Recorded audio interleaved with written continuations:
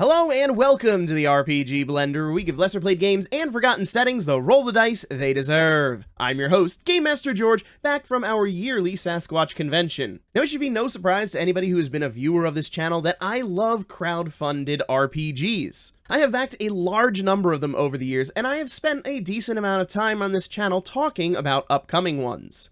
But with some of the difficulties of the past year, I have not spent as much time with the Kickstarters that have actually delivered. So behind me, I have 10 packages that have been delivered from various Kickstarter campaigns, all based around tabletop RPGs. And we are going to go through them together. We'll unbox each one, we'll see what's inside, take a look at the quality of the product they've delivered, and give my quick review on it. We won't be going in depth on any of them in this video, otherwise this would be over an hour long.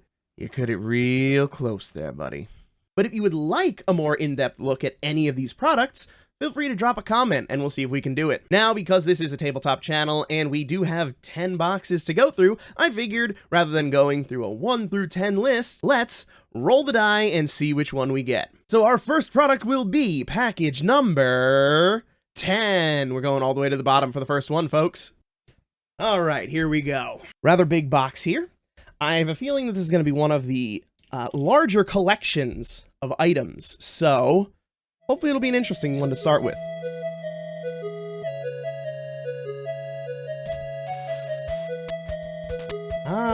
It is the Oracle Story Generator Tarot Set. Event-based story generation with over 1 billion combinations for any fantasy role-playing game.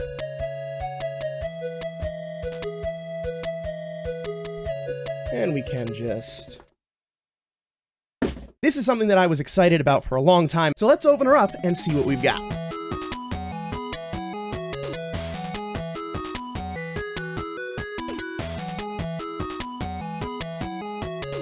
Alright, so right off the bat, this is actually a pretty significant box. Fairly high quality. It feels nice, and I'm not worried that it's going to fall apart after a little bit of use. Obviously, if you don't leave the bottom in, if you keep it in pieces, it's probably going to collapse like, well, any cardboard box will. Fit here is pretty snug, so you're not going to have a lot of issues with it getting jammed and then breaking these corners in. So it's a nice bit of a collection piece. Now opening it up, ooh, whoa, that tightness is making it actually quite difficult to open. Oh, instructions and pre-generated stories. What do we have here? Oh. Okay, so we've got a few different adventures here, which you can, I guess, use these tools to fill in the details of. But the quality of these pages is quite nice. It's a nice thick paper, a bit of a glossy finish, which might make it hard for you to actually see on there. But it feels nice to the touch. The pages aren't sticking to they aren't sticking together terribly, and when they do, they're easy to pull apart just by fingering them. Ooh, words. Okay, so what do they say here? Instructions. Designed to help you quickly create interesting and inspiring stories for your role-playing game session. We have 5 sets in here. We have contracts and bounties, epic adventures, political intrigue, relics and artifacts, and simple side quests. And this would be these 5 sets in here. Now, this is a bit of a disappointment that they don't come in their own individual boxes. If I remember correctly, and we will look that up for a little bit of the review process, these were supposed to come in individual boxes in one of the collections, and there was a bit of a thing where all of a sudden, because I assume of COVID increasing the prices of everything, it made it infeasible to actually produce them. So instead we get this bit of a loose collection here. There's still different slots for you to keep them in, to keep them separated by type, but it's not quite as nice as the individual boxes that I would have liked to have seen. Because inevitably they're going to get mixed together, you're going to have to go sorting through, which actually isn't too bad because they do have these separate backs. Now let's take a look at the conditions of these cards. I guess let's take out all of these sets first. We can get rid of this box, it's taking up a lot of space here. The size of these cards, they're pretty nice. They're not exactly the most comfortable to hold in your hand, but you're not going to be holding it like this most of the time. And as far as they go with sizing comparing to a regular card, I think there might actually be a little bit thin. No, oh yeah, they're significantly bigger. Look at that. So compared to a standard playing card, they're significantly bigger, but they are based more on tarot cards, so they're meant to be held at a corner and dealt out rather than held like a hand of cards. Now, as far as the quality goes, taking a look at this first set, they have a nice thick feel to them, so I'm not really too worried about them being damaged by just casual use. You can see here that it actually gives a significant amount of resistance when I'm trying to push it up against one of the other cards. The print quality here, nice vibrant colors. Now, as far as the other side, we've got a few options here, a little bit of extra randomization for determining an additional little detail for whatever you've got. So we have a fair number. Oh, I guess I should read the instructions and see what the colors mean. So for this, we have the contracts and bounties actors, the contracts and bounties actions, contracts and bounties subjects, and the intents. So the idea is that you'll take one from each of these piles, and that together will build a story. So you know what? Let's do it for this contracts and bounties.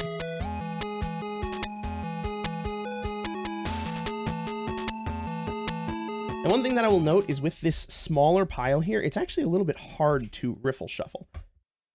Now, that doesn't matter if you're one of those people who doesn't like riffle shuffling, but I do. And actually, this is a bit of a concern. I can already see a little bit of bending to these cards from that riffle shuffle. Now, I don't know if it is actually from the shuffle or from production, but that is a concern. I thought that we wouldn't be worried about too much significant bending, and actually, look, just by doing it in the opposite direction a few times, it has kind of pushed back together in the right thing. So it looks like it is susceptible to a little bit of a bend, but not the full arcing that you might see with lower quality cards. Lower? What kind of word is that? I can't talk. But yes, you'll see already with just 2 shuffles, it has started to bend in that direction. Now, if I do it the other way 2 times, let's see if it goes back to normal. And it's not quite back to normal. You'll see these end cards are still bending actually fairly significantly, but the middle ones appear mostly back in line. So this is going to be something to watch out for with the longevity of this set.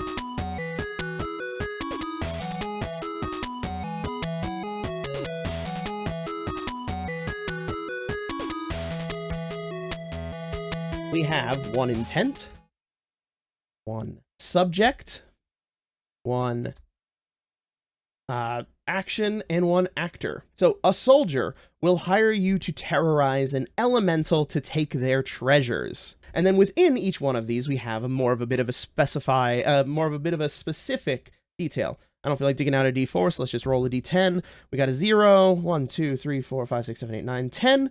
A veteran, a seasoned warrior who's seen many fights and lived to tell the tales, will hire you to terrorize 5, 1, 2, 3, 4, 5. Intimidate. The subject must be scared by the actions of might, strength, martial prowess, or even spellcasting ability. The elemental is 1, 2, 3, 4, 5, 6, 7. A true elemental, beings reflecting a certain elemental aspect such as air, water, fire, or earth. Hybrids such as lightning, thunder, acid, lava, and the like also exist. And to take their treasures. Wealth. We want their money. Nice and simple. So we have a veteran soldier wants to hire us to intimidate a true elemental to take its wealth, its gold, gemstones, jewelry, and the like. And just like that, we have, in theory, a little adventure. 8, 9 of these, and you have a full board worth of jobs that you can have your adventurers come up and choose from. It's nice for a bit of a sandbox game. Now, as far as using these in an actual planned out campaign, it's not going to be of the most use there, obviously, because in a planned out campaign, you're going to be writing the story elements. But when you're looking for a little filler adventure, or if you're looking for more of a sandbox style where your players are driving action that interests them, these can be very good, I think, for actually fleshing out a quick little adventure when they inevitably throw a wrench in whatever plan you originally had. Now, this is a bit of an odd gripe, but these cards were piled in their container in the opposite direction of how you read them. Whatever, it's a minor thing, not a huge issue. Let's go ahead and open up all of these now.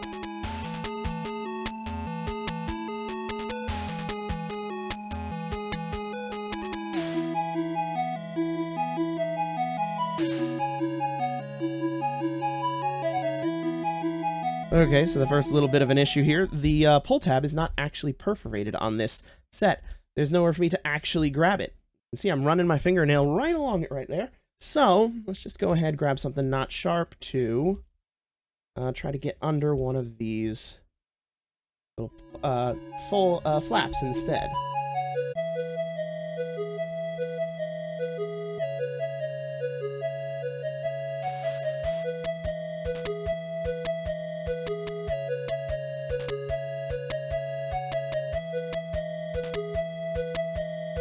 Alright, all of them at last open. Let's take a look at our political intrigue. For this one, we have developments, intents, subjects, and actions.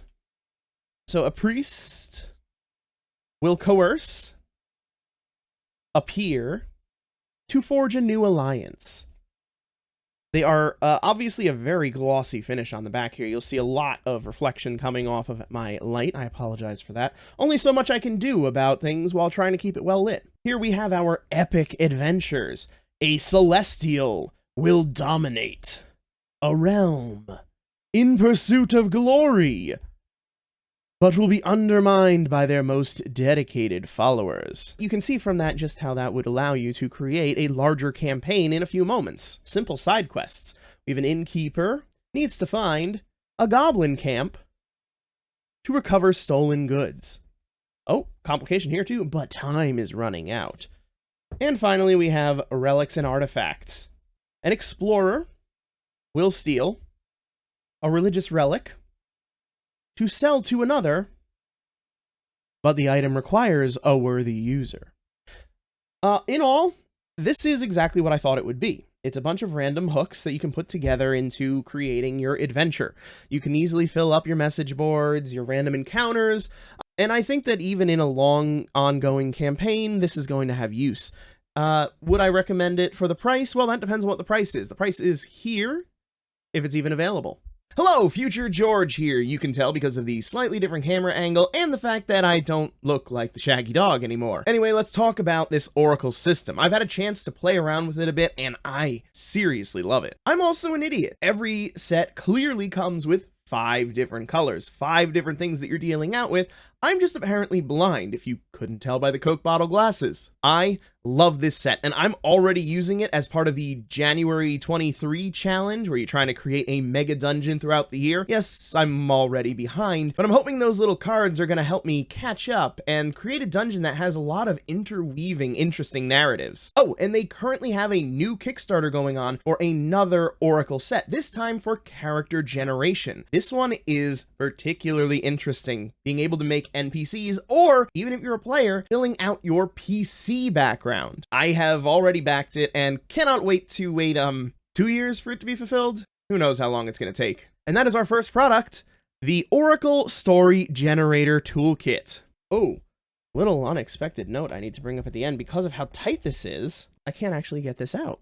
I'm going to have to flip this upside down, which means taking out all of these boxes that I just, or all these cards that I just put back in, because they stick together. The tightness mixed with the material that the outside is made of. Oh, there we go, there we go, there we go. Whoa, baby. Okay, now we're really moving on. All right, with box number 10 out of the way, let's see what the fickle finger of fate has in store for us now. We have next up number 1. Nice and easy, don't make me dig this time. Just a simple little envelope this time. Hopefully I have significantly blacked out my name enough that you're not gonna be able to find me. Please don't. Now let's open it up.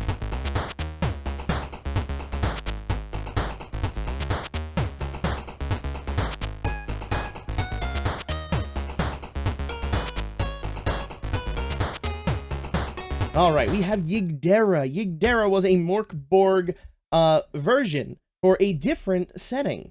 This was an adapted version of Morkborg. Long ago, the gods of the multiverse died all at once in a cataclysmic event. This caused the various realms they created to shatter, crash, and eventually fuse to each other. The resulting reality is a patchwork, overpopulated mess. There are sky rises that house forests, Not sure what that meant. Abandoned parking... Oh, Skyride. I was in the fantasy mindset. Not anymore. And abandoned parking garages that have troll-infested swamps at the lower levels.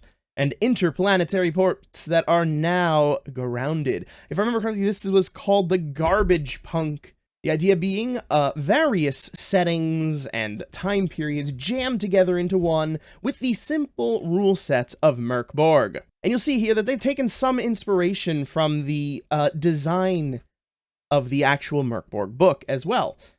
Not quite as difficult to read as the Merkborg book can be, but it does still have some elements of interesting design to it. Like the big yellow word, which you may not even be able to see on the camera, weapons across the weapons. Don't know what these cards are yet. We're going to open that up in a second. But yeah, if you're interested in Merkborg, this is probably something that you might be interested in.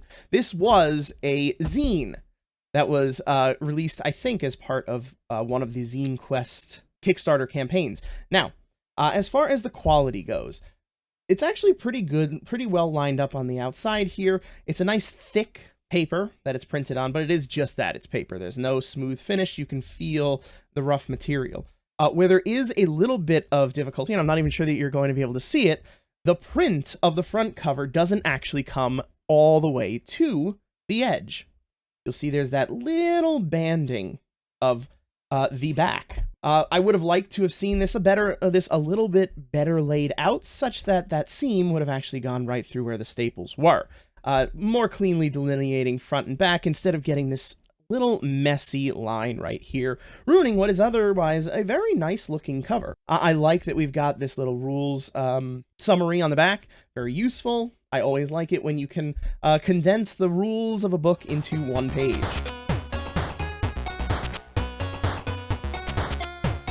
We moved away from the slightly overwhelmingly dark tone of Merkborg, and now we've got mana. We actually have a mana system. So, inserting here future George's opinions after having read through this book. Alright, so Yigderra, it is pretty much what I was saying. It is a Merkborg reskin. Well, heavily inspired by Merkborg. It's not exactly the same rules. There are some tweaks, like changing out omens for mana. Mana which can somehow activate both magical things and technology things. I understand the reason to do that, to simplify your mechanics, but yeah, it's a little weird. Anyway, it is a mashup setting where you can take elements of any setting you would like and throw it into the blender. And all of it has a little twinge of Acme. In other words, everything is breaking or broken. And this is represented in the mechanics by having your critical fumbles with a 1 and critical successes with a 20 often be caused by something around you breaking. And in fact, when you critical fumble with a weapon, your most common thing is going to be that your weapon breaks, which is devastating, but hopefully your players will learn quickly to carry multiple with them. Anyway, if you like Merkborg already and want to try a little bit of a different setting, you're not going to find anything terribly different with the mechanics. So you can easily pick this up and try out a new type of game. One which is a little less depressing, despite the fact that literally everything is a hair's breadth away from shattering irreparably. Anyway, that's Yigderra. Moving right along. Next up on our magical mystery box tour is number 7. Alright, let's grab it. Alright. Back to the big boxes. What the heck did I just shoot across the room? Let's open this bad boy up.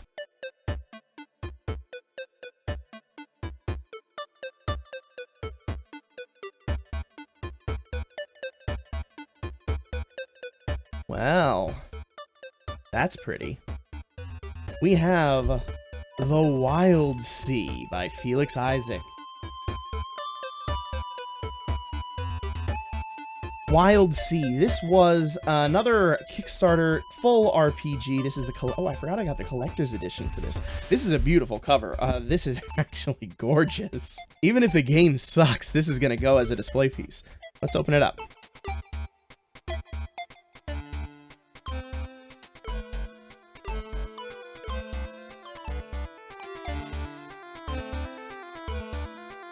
I love this cover. There's something gorgeous about the simplicity of this. And the slight differences of texture from the main book to these tree-like growths. That is a mark of quality here. I love this. And I like the slightly strange horizontal design instead of the standard vertical book. Let's open this up.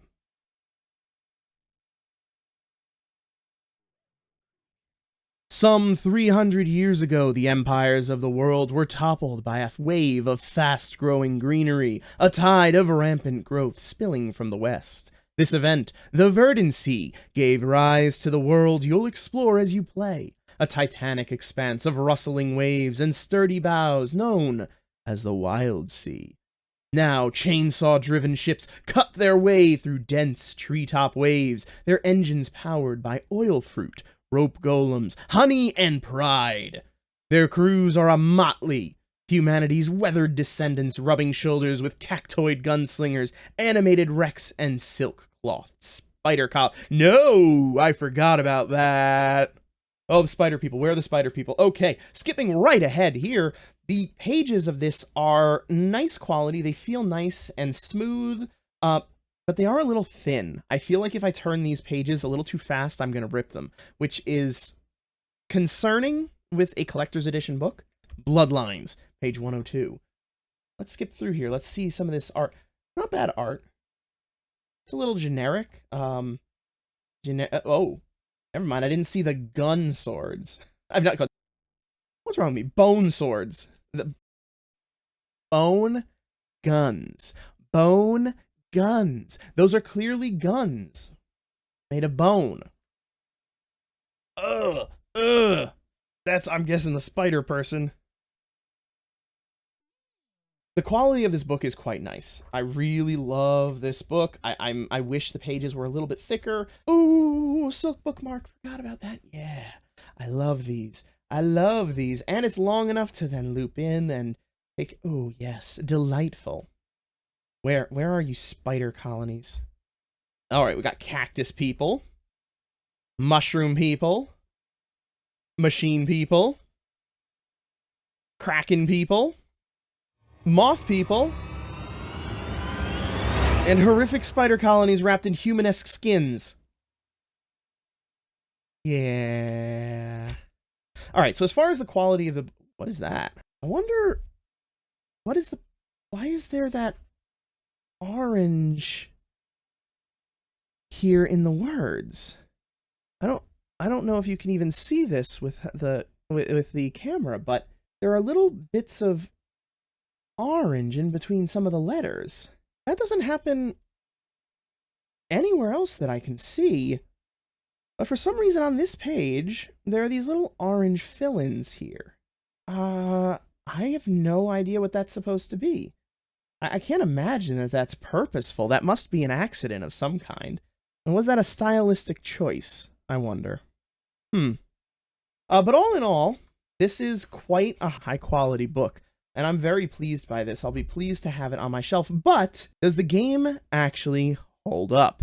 Well, that's for future George to tell you after he's had a chance to actually read through this thing. So take it away, future George. Oh my god, Wildsea. I loved reading this book. The setting is so beautifully put together. The idea of the trees rising up, completely swallowing the land, forcing people to higher grounds, turning those mountains into basically islands in a sea of forest. It's like Wind Waker, but with trees, and that is so much more threatening. The mechanics of the game are also fairly simple to grasp. It's very narrative focused, where you get extra dice to your pool depending on your narrative qualities. And this lends to a very interesting helper mechanic, where different players are able to supply different pieces of the dice pool. It's a nice way to weave together a group collaborating on a single task. And then, of course, they all share the consequences, so it is not without its drawbacks. I cannot wait to actually fire this game up. I was excited about the beautiful cover and the artwork and the styling of this book, but then when I read it, my excitement only grew, and it's rare that that happens, as you'll find out with a later book. All in all, I'm satisfied so far. Let's get the next one. All right, moving right along, we have number 8. It's smaller but more precarious every time I take away a package.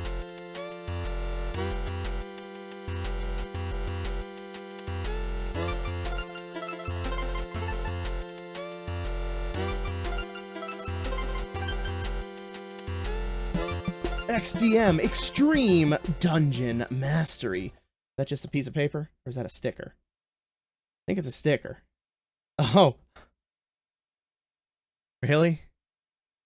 Really? So this would be the autographed book plate, which I guess they want you to stick in yourself rather than having actually stuck it into your book. And yeah, that's a bit of a letdown, bit of a low quality bit there. So this is the exceedingly extreme second edition of the Extreme Dungeon Mastery book. But first, get this box out of the way. Tracy and Curtis Hickman's, obviously very well-known names. And this is a second edition of their Cure for the Common Game. As far as the outside goes, oh, it's got this strange feel to it, almost like it's got extreme friction as you're going across, almost like it's grabbing onto your hand. It's like it's covered in rubber of some kind. Not sure what that actually is, why it would be like that, but I don't quite like that. I feel like I'm getting my fingers covered in some kind of oil when I'm touching it. That's not overly pleasant. Yes, and this is where they want you to stick your fancy tapestry-like book plate, because they wouldn't just stick it in the books for you. Look, I get it, it's a large production run, they had a lot of these to do, but come on. Will I stick this in? I hate stickers. I hate stickers so much. I'm so bad at putting stickers on things. So you get to watch me struggle now. Here we go. You get to watch me struggle to put this on. Undoubtedly put it on at a weird angle. And you all can make fun of me in the comments. All 7 of you that are still watching this video. Oh my goodness, this sticker. There's no, there's no point at which to actually peel the sticker. I have been defeated by a sticker. Fancy tapestry-like sticker goes there, unstuck on. Ooh, ooh, ooh, ooh, ooh, ooh. Okay, so we've got an extremely thick little cover plate here, and it's glued. Let me see if I can turn this. It's glued to the next page, very high, which I guess is a binding style. I'm not exactly a bookbinder, so I don't really know the styles. But the result is that the book is very quick to shut. I wonder how much of this book you'd actually need to pile in order for it to not automatically shut as soon as you let go. Okay, so there's about a quarter of it. There's, let's get half. There's half. The book is flat on the surface now.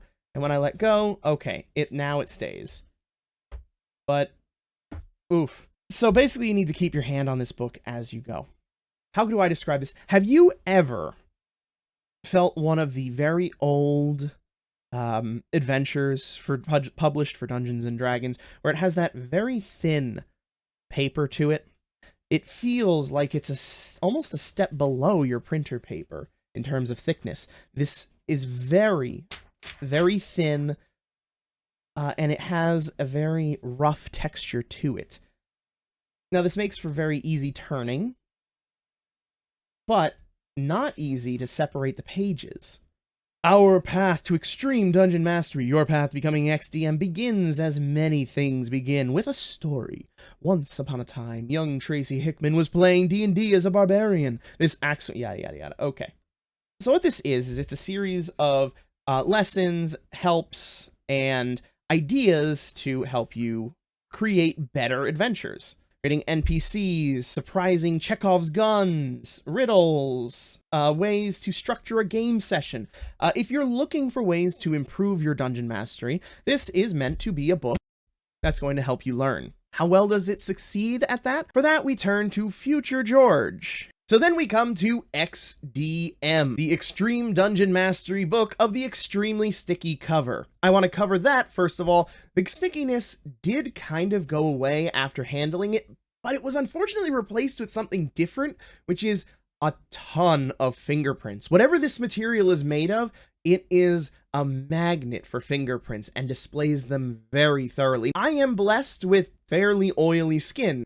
What can I say? I'm truly gifted. By the time I was done reading this book, it looked like my son had been eating chicken nuggets and fries and wiping his hands all over it. So we replaced the one problem of that weirdly sticky cover with one that just straight up rips the oil from your finger and keeps it plastered indefinitely on your cover. But how about the content itself? This is a very good primer for a new DM looking to learn how to run a game. It tackles a ton of different elements of game running, from the creation of your world to actually managing your session. And it does so with a very conversational tone, which for some people will be a big plus, and for others will make it a bit hard to follow. If you prefer a dry, information-first approach to an informative text, you're not going to have an easy time with this book. But if you prefer a little bit looser of a flow, to feel more like you're actually sitting in a class with a real person talking to you, then this book is a good fit for you. It also comes with a pretty nice small RPG system within it, so you don't even need to go out and pick up another game to get started. All you need is this book, and you'll be able to at least try your hand at running a game. All in all, I was pleasantly surprised by it when I was reading it. I didn't think I was going to get much out of it because I've been DMing for a decade, but this just proved that anybody can still pick up new knowledge. Thank you, Future George. That is the book on X-treme Dungeon Mastery. Moving right along the line, we have number 4.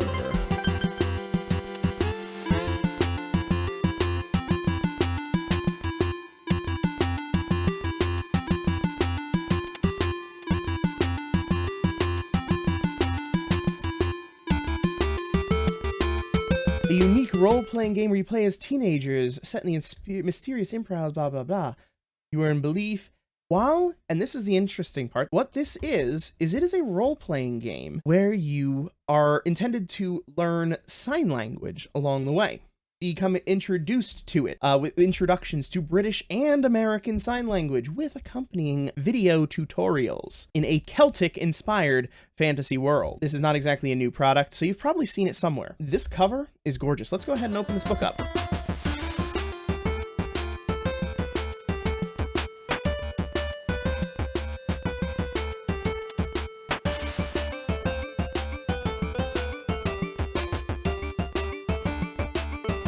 Inspirisles. Right away, the cover is very different from what we just felt. Whereas the other one was sticking to me as my hand was running across it, this has that slightly smooth texture to it. I don't feel like my fingers are going to dig into a rubber-like surface as my nails click on it. Nicely sized. I like this size of book. Relatively small, it's easy to transport, easy to carry around. And easy to store. I also like this very, I can't say simple because this is a very intricate design, but it's not an over-the-top cover. What do we have here? This is nice quality pages, nice and smooth. We've got that, I don't want to say glossy finish. I don't know what the actual term of it is. They're nice thick pages too. I'm not worried that I'm going to rip them. Interesting design for the table of contents. I mean, it's a table of contents. It doesn't need to be anything fancy. Here, we've just got the numbers on the outside rather than always on the right side like you're used to. But welcome, within these pages you'll discover ways to collect belief, a powerful energy the Fae need to heal their kingdom. In doing so, you will stamp out the curse of disbelief and bring life back to their world tree. Okay, we recommend playing this game with 5 participants. Oh, that's the first time I've actually seen that. It's not something that they usually specify, that it's best with 5 people. But it is family friendly. I like that. I like family friendly games being a father with 2 kids that I would eventually like to introduce to role-playing games, and being able to also introduce them to sign language, which I know nothing about, along the way would be a nice little bonus. Art's a little strange. Art doesn't exactly fit. Here we have a very classical looking cover page, but then we're getting to the actual art in here, and oh, okay, never mind. That's very interesting. Is he ripping his heart out? Okay, alright, so I guess it was just the beginning that didn't seem to fit well to me. There's something about this art versus this, where this fits, this feels off in some way. But anyway, the quality of this book is quite nice. I really like this small book. I like the quality of the pages and the cover. But let's go to Future George to see how the content actually matches up. Alright. Inspirisles. The setting is fairly generic, but it is very well fleshed out, and the unique elements are very well incorporated. As well, the sign language tools take up a significant portion of this, and seem to me to be very good. I, unfortunately, am not fluent in sign language. I have 0 experience whatsoever with it, so I can't judge its accuracy. But from my layman's perspective, it looked good. And the fact that they have online resources as well that are tied with this book means that you could actually use this to start learning sign language. Great for kids. I do wish that this was tied to mechanics within the game a little more. It is tied to the fluff of the world,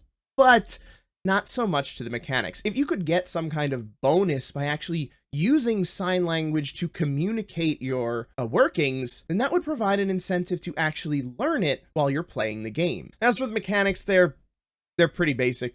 They get the job done, but there's nothing special to really talk about here. In the end, it's a small book with a well-developed setting and a good resource for learning sign language. So if it interests you to have a game that you can use to help promote your children learning this, then this is something that could be of use for you. And that is Inspirisles. I can't wait for the actual product that was part of the Kickstarter to arrive too. All right, next up we have number 6. Aha, this is the one that I think I was thinking the last one was, I think. Let's open her up.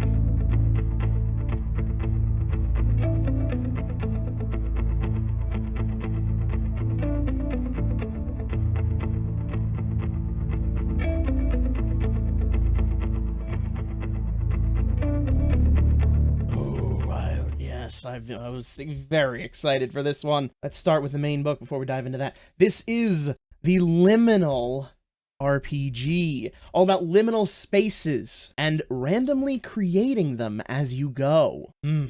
I remember being very excited about this. All right, so starting at the beginning, I like this subtle design of the outside. It fits with what you're going to be doing, which is creating a map of a liminal space randomly as you go. The quality of it is very thick on this outer cover for being like a page rather than hardcover binding. It's very thick, very smooth, very high quality feeling, but it's a bit unforgiving when it comes to actually turning pages. Like this, ooh, it's very hard for me to actually see what this is because I can't open it much. Ooh, but I can see right in here that the glue is already starting to give a little bit there. So I'm gonna leave that alone. Warning, I like this touch. I remember seeing this when I was looking at the preview for the actual Kickstarter. The blacked out bits, it's gonna make it hard to read at points. It's a nice design element that fits with the theme. In Liminal, several players find themselves trapped in a twisting maze beyond the fringes of reality, consisting of elegiac?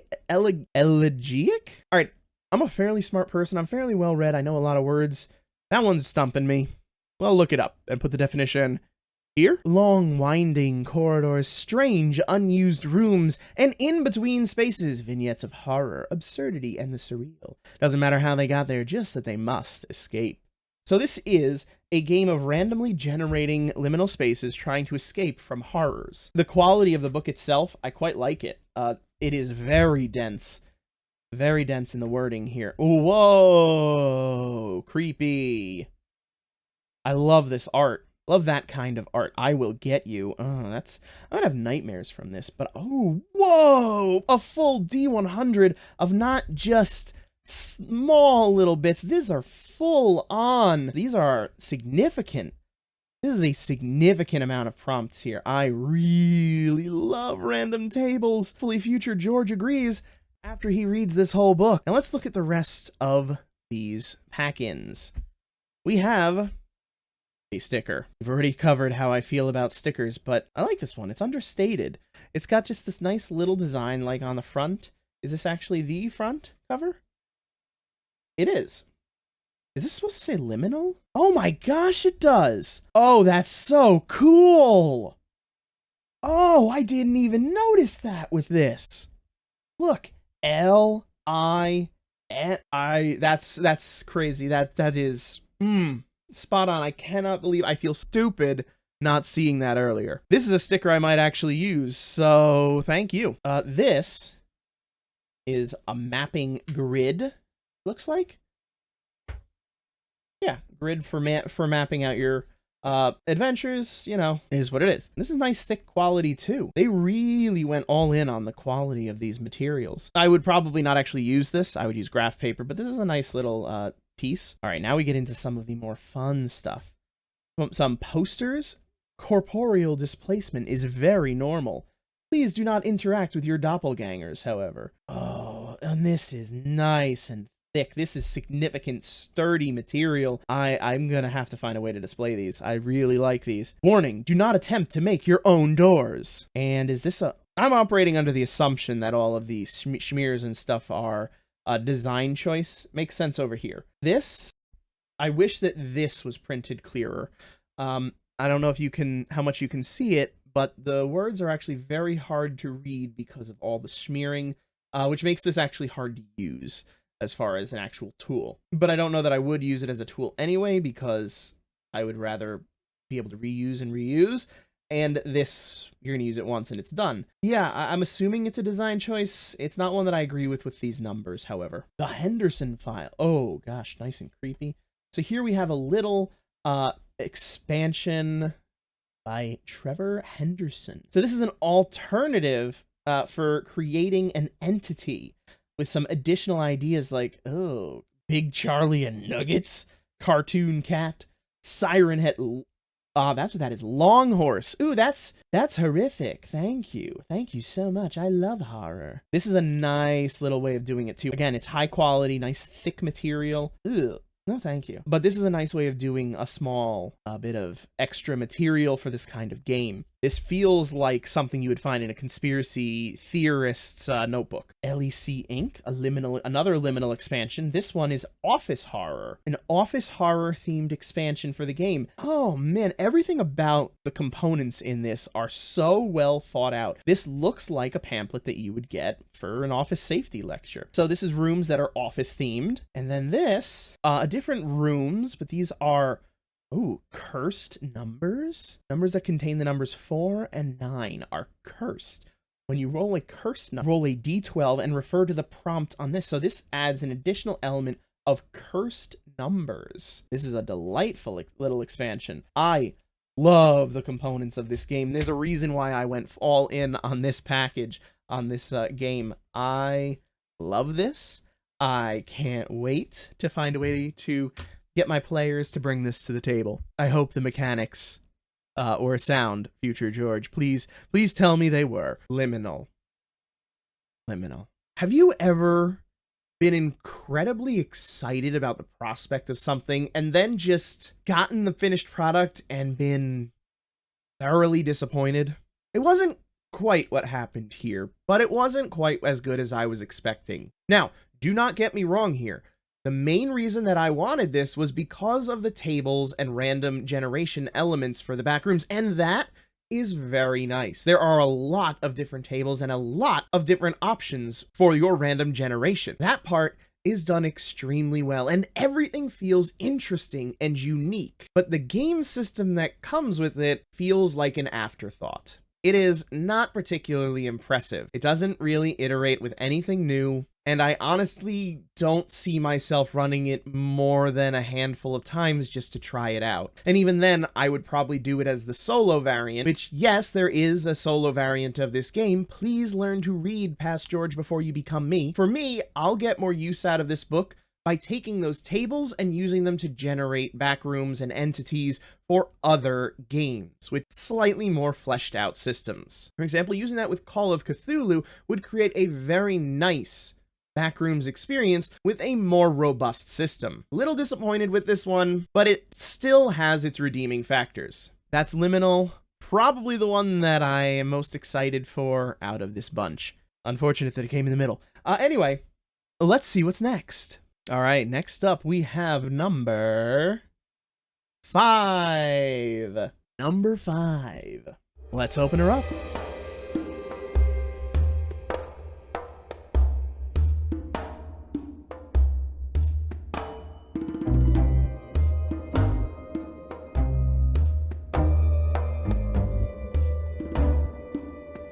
This is a supplement for existing games based on Castlevania. I am a huge fan of Castlevania. Castlevania is one of the first games that I can remember playing as a child, and playing a lot. Castlevania 3, that iconic music lives in my dreams and was in fact my ringtone for a number of years.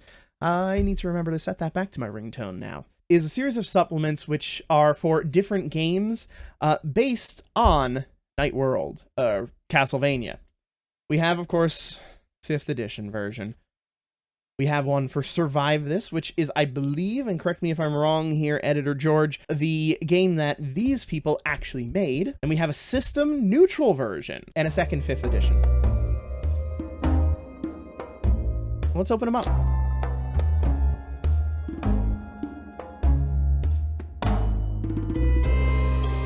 We've got the Survive This, System Neutral, and 5th Ed. Let's take a look at the System Neutral version by Bloat Games. They've done a few of these, 2 based on Legend of Zelda and 1 based on Mario, if I remember correctly.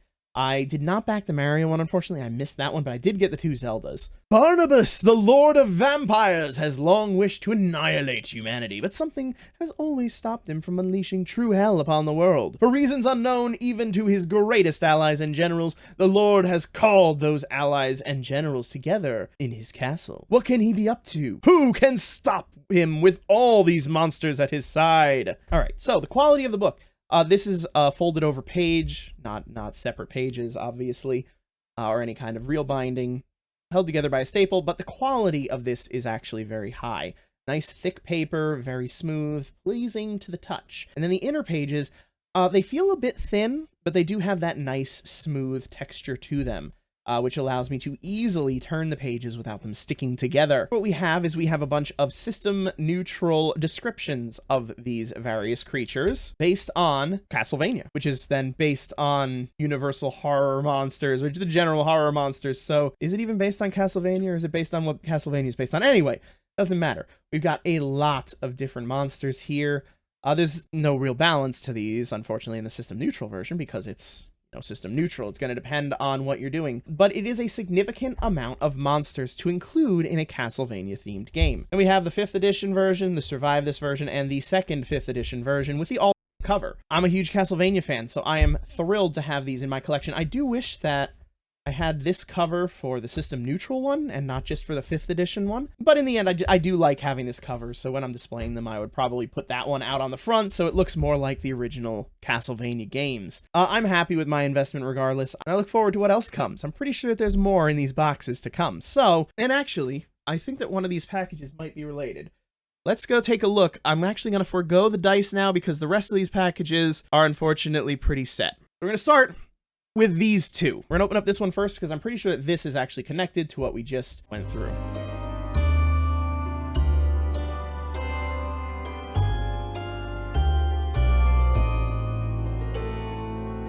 There we go. Nightworld, items and weapons.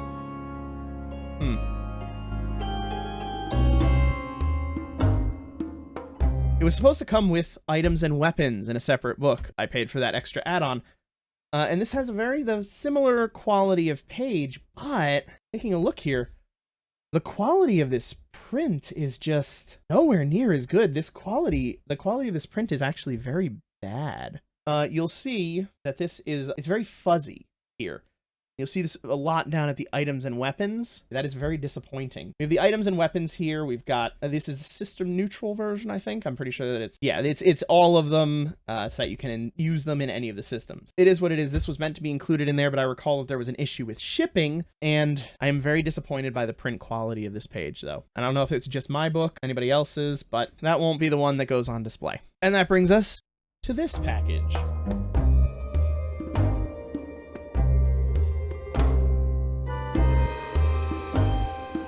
Overworld. So here what we have is the one that is based on Zelda 2. Link's Adventure, whatever it was called. I don't even remember. I've never actually played that one. So what we have again the Survive This, the 5th edition, system neutral, and then this time we have the Weapons and Legends of Lore. So again, let's take a look at the system neutral version. We're back to that high quality print on the front, nice glossy outside. It's basically the same as the book that we were just looking at, but with a Zelda theme. We do have the high quality print as opposed to the weapons book. And again, here we have the high quality print as well. Ooh, I love the styling of this. This makes it very Zelda feeling. And again, these pages are not quite as well. I don't know if it's the printing, I don't know if it's the way it was packaged, I don't know if they're just needing to be worn in a little bit, but they don't flip quite as nicely. They're very stiff when I'm trying to turn them. I'm still satisfied with this purchase. I like the idea, and I like the inspiration that can come from this for forming a game based on various video game properties. I would like to see a consolidated version of them all. I would love to see it turned into its own game with all of these as various points of the setting. We'll see, maybe that will come. Moving on to the last package. All right, no need to roll, there's only one left. Here we go. Let's see what's inside of package number 10. Enter mode.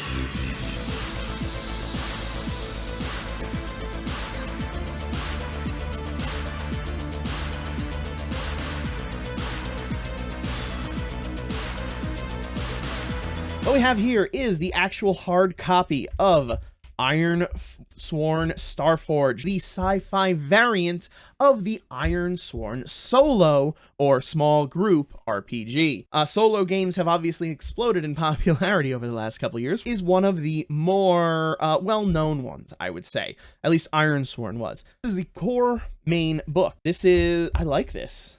This doesn't have the smooth finish, it has the rough finish to it. But it's not gripping my fingers as I'm moving across it like with the XDM book. I like that there's two silk bookmarks. That's great, because how often are you flipping between multiple pages when you do this, especially when you're doing a solo RPG? Now, as far as the quality of the pages themselves inside go, they do have that nice thick feel. I'm not worried about ripping it, with the smooth finish to help the pages easily slide apart. This is a fairly massive book. But let's take a look quickly at some of the contents here. Nice little art, but it is a very dense book. There is a lot of reading. But as far as the actual, whether it's a good game or not, take that away, Future George. Oh my god, that was a dense read. This is such a small book, and oh god, it's so dense. Now, that's not a bad thing. It is robust, and a lot of it is filled up with moves that you're gonna do. But if you're gonna sit down and read this book, oh boy, get some coffee or something. If you've run Ironsworn before and are a fan of sci-fi, then you'll like this game. And if you haven't, the game works by rolling 3 dice anytime you want to try to do something. 2 d10s and a d6. You then add a relevant modifier to the d6 and compare it to the other 2 dice. If the d6 roll is higher than both, you have a strong hit. If it is only higher than 1, you have a weak hit. And if it is lower than both, then you have a miss. Easy to grasp, and with that knowledge, that's really all you need to know to dive into the game. And in case you couldn't tell, yes, those mechanics do make it more likely you're going to fail than succeed, especially in the early game. That's why this has a little bit of a reputation as a punishing game, but a large amount of that is actually due to players punishing themselves more than they probably should. A miss does not need to be catastrophic, people. It should always serve to move the story in an interesting direction. Now, what I will say is that continuing to use iron as the special metal that you swear your vows to is a little bit forced. In a starfaring age, why would iron be your holy metal? And you could easily change that to another metal if you like. I understand why they did it. It's their brand, Ironsworn. But I do feel like it should have been something more space-agey, if that makes any sense. Thank you, Future George, for your insightful opinion. From there, we have 2 additional components. First, we have a reference guide, which is meant to be a smaller collection of the moves and such that you're doing, so you don't need to flip through this entire big book. This is a very nice addition because it is hard to keep track of all of those things. And this is nice, high quality, the ring binding, thick pages. I have nothing to say about this. This is a high quality additional supplement that's going to make any game that you run a little bit smoother when you use it. Much easier than flipping through the big book. Then, also helping, we have the asset deck. 87 asset cards and 3 bonus reference cards.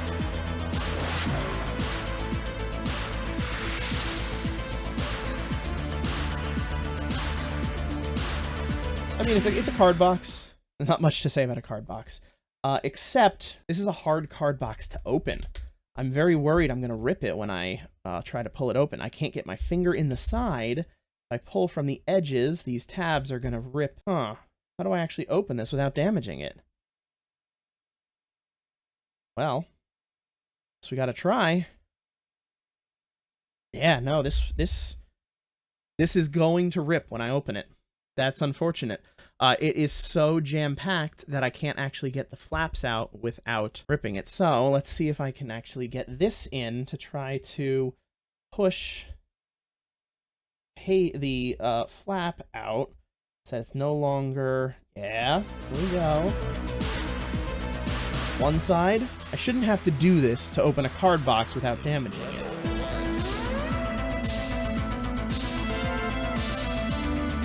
As you can see right there, even with trying to get it out, this already was starting to rip with just those little bits of force that I was applying before.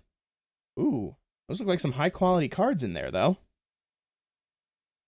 Yeah, the book's, it's a little too full. There we go. A little bit too full. This box just needed to be slightly larger, and this problem would have been solved. All right, asset deck. Whoa, these are very stuck together. Oh, man.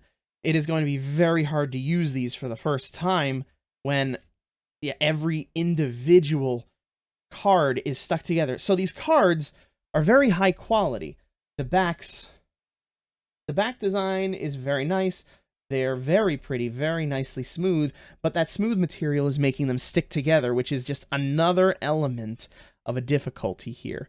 Unfortunately, these are going to be very useful once I go through and unstick them all from each other, but unfortunately, I think once I do that, they're just going to stick back together when I put them in this box. Now, as far as this goes, it's a nice little other reminder, another way to help speed up your game. Make it easier for you to actually keep it moving while you're playing. A worthy addition, I just wish that the box was a little bit bigger. The other cards would rattle around a little bit, but I would rather have that than flaps that I can't open without ripping the box. And these cards, they're beautiful, but they're just, the material that they're made of is too sticky. And I don't mean sticky like my fingers feel sticky, I mean it sticks to itself too much, making it hard to fan out, making it hard to separate them. So it is oh man. Yeah, there's way too many, there's way too many cards in this deck. I'm not even gonna be able to shut it.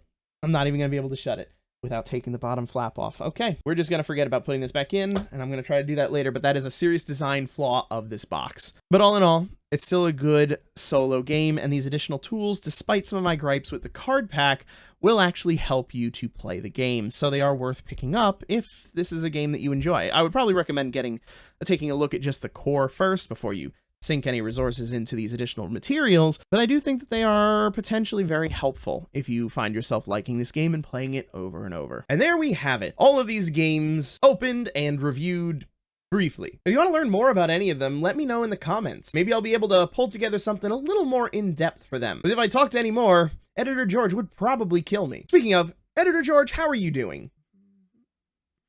Wait, no, don't cut back to me. You're making it longer.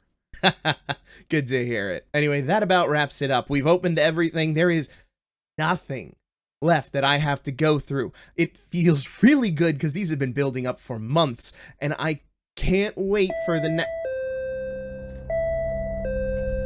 Someone's at the door. Someone's at the door. Someone's at the door. Someone's at the door.